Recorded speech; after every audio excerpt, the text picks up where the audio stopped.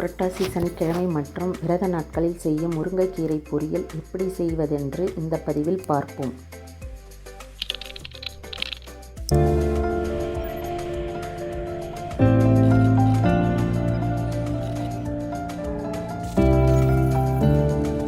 அடுப்பில் கடாயை வைத்து ஒரு குழிக்கரண்டி எண்ணெய் சேர்த்து சூடானதும் கடுகு சேர்த்து பொரிய விடவும். பின் வெங்காயம் சேர்க்கவும், வதக்கவும்.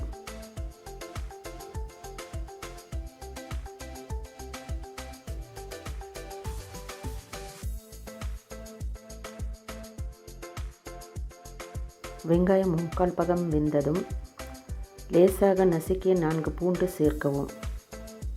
பூண்டு பாதி அளவு வதங்கியதும் 3 காஞ்ச மிளகாய் 2ஆக கிள்ளி சேர்க்கவும். பருப்பு தண்ணீர் அல்லது சாதாரண தண்ணீர் 1 கப் அளவு சேர்க்கவும். உப்பு தேவையான அளவு சேர்க்கவும்.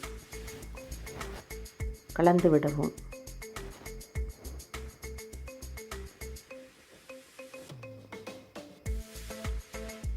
கொதி வரும்போது முருங்கைக்கீரை சேர்க்கவும். மேலே மூடி போட்டு மூடி வைக்கவும். 2 நிமிடம் கழித்து மூடி எடுத்து கீரையை கீழிருந்து மேலாக திருப்பி விடவும், வேக விடவும். முருங்கைக்கீரைக்கு திட்டமாக நீர் ஊற்றி வேகவிட வேண்டும். கீரை சரியாக வேகவில்லை என்றாலும் நன்றாக இருக்காது. ரொம்ப வெந்தாலும் கசப்பாக மாறிவிடும்.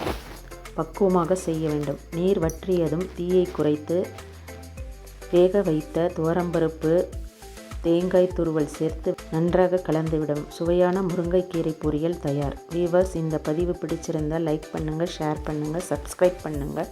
நன்றி.